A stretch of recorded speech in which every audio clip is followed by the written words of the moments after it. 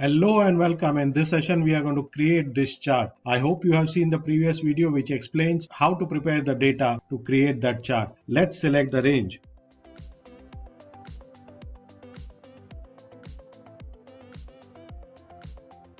So first range is the day. Next, we are going to select these three columns. And for that, after selecting this range, keep your control key pressed on the keyboard and then select this range. Next, we are going to select the last two columns, which are rainfall and wind speed. And now press Alt F1. Excel has created its standard clustered column chart.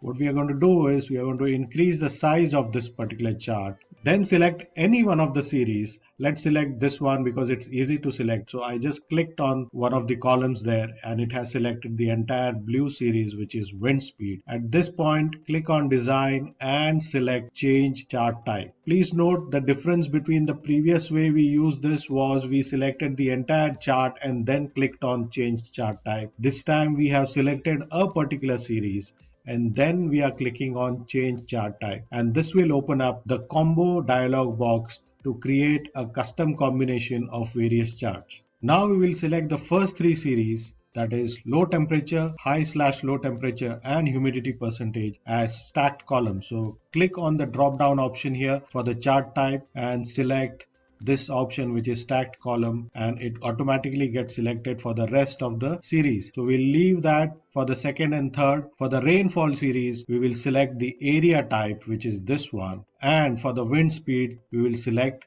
the line type, but we will choose the line with markers, and then we click OK, and this is how the chart appears now. What do we have here?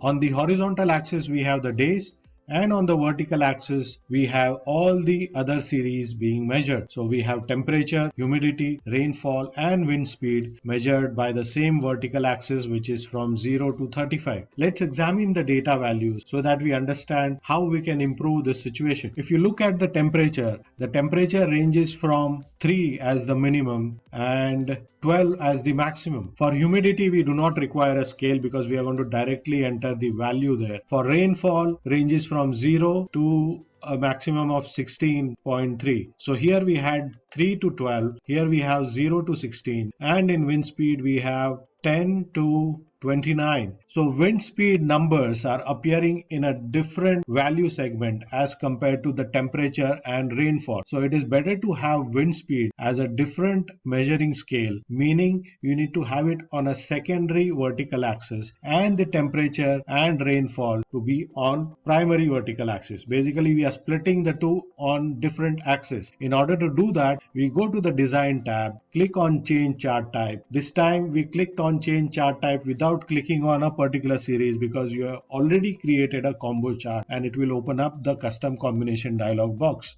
Here is where you select which series is measured by secondary axis, and we are going to select wind speed for that. So the chart changes. Now the temperature and rainfall appear much larger on the chart so that it can be clearly visible, and the wind speed is a line chart, so its appearance really doesn't impact the other elements. We'll click OK, and there we have our revised chart. The next step will be to select a design, add data labels and edit the chart elements to make it look like this.